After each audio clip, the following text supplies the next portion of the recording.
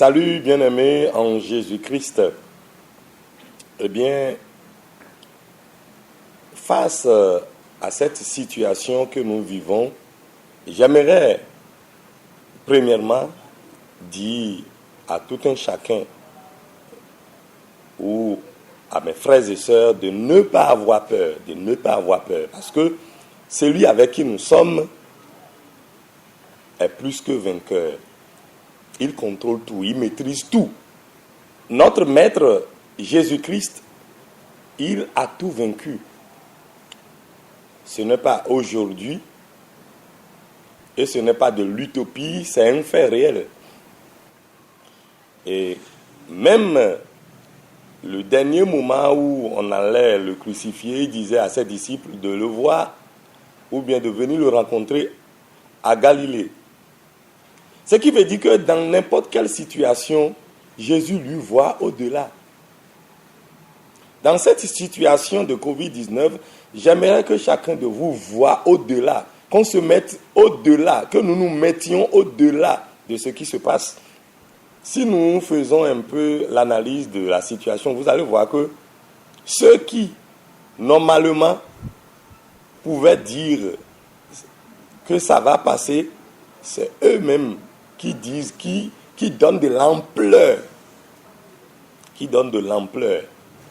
Et supposons, je dis, un malade qui arrive à l'hôpital et le docteur lui dit, vraiment, tu es bien arrivé et dans notre sang, nous savons bien traiter cette maladie et nous savons que la maladie va partir ou bien tu vas guérir. Mais si le docteur dit, cette maladie-là, vraiment, on ne sait pas que tu vas guérir. Déjà, le docteur a tué la personne. Même si le docteur sait que la personne ne va pas vivre, et le docteur dit à la personne, mais nous allons traiter, déjà, ça guérit. Ça guérit.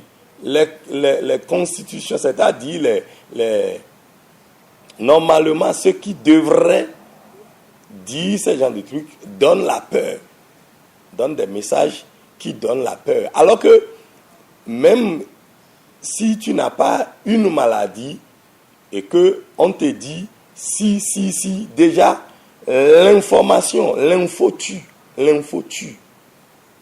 Et quand nous voyons le monde dans lequel nous sommes a été créé par Dieu. Le monde est créé par Dieu. Et comment? C'est par la parole. Et quand nous nous référons dans Genèse 1:1 dit, au premièrement ou au commencement, Dieu créa les cieux et la terre. Donc, et la parole était avec Dieu, et la parole étant Dieu, rien n'a été créé sans elle, sans la parole. Donc, effectivement, la parole tue, et la parole aussi vivifie. Jésus n'a pas promis que nous allons périr. Il ne l'a pas promis, mais il a dit, allons de l'autre bord. La peur, c'est l'arme puissante que l'ennemi utilise pour détruire. Et j'ai lu un document qui disait que celui qui a peur n'a pas reçu Christ. Que celui qui a peur n'a pas Dieu dans sa vie. Dieu, c'est le courage. Notre maître a déjà maîtrisé cette situation il y a des années. Ce n'est pas aujourd'hui. C'est prévu. Il a déjà fait. Il a tout vaincu. Et suite à cela, n'ayez pas peur. N'ayez pas peur. Bon nombre disent que c'est une situation que Dieu même a envoyée.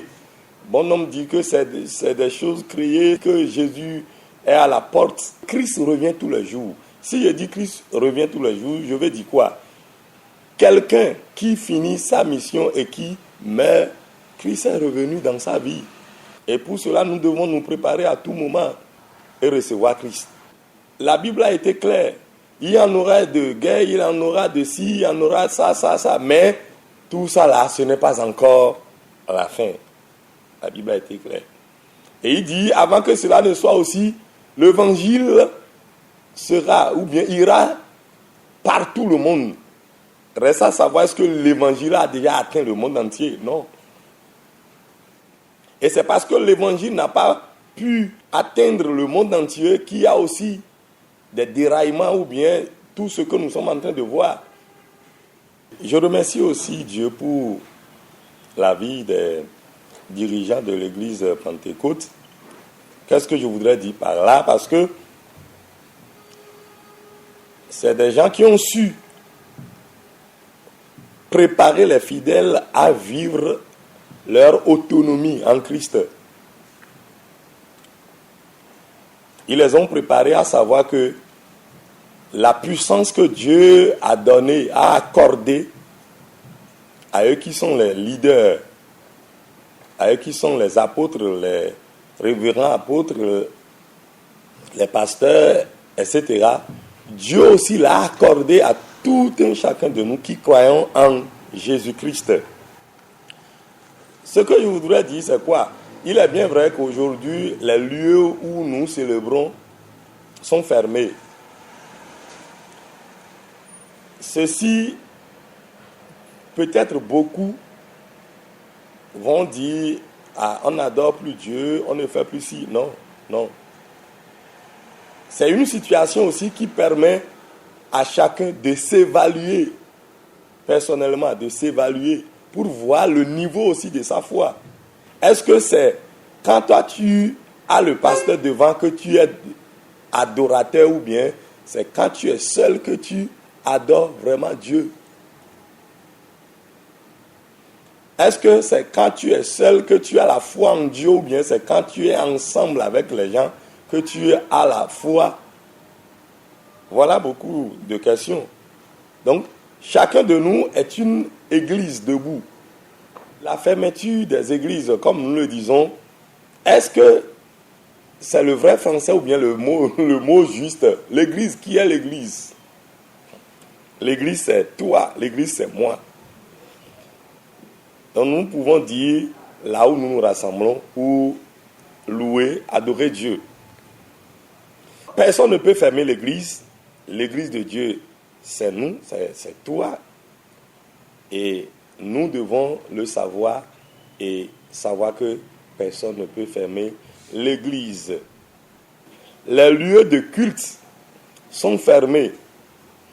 Mais est-ce que c'est la faute à quelqu'un?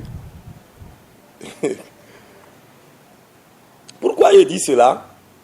Parce que si l'évangile atteignait le niveau qu'il faut, les lieux de culte n'allaient pas être fermés.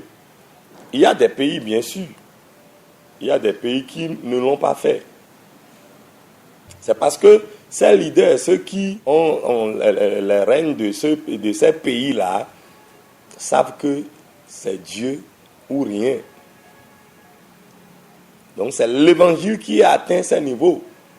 Donc nous devons aussi prier à ce que les dirigeants, ceux qui occupent des postes de décision, les postes où les décisions se prennent, soient désormais des gens en qui Dieu est, en qui Christ est. Donc, nous devons savoir que il nous reste le travail à évangéliser, à occuper les postes stratégiques où se prennent les décisions afin que Christ puisse régner.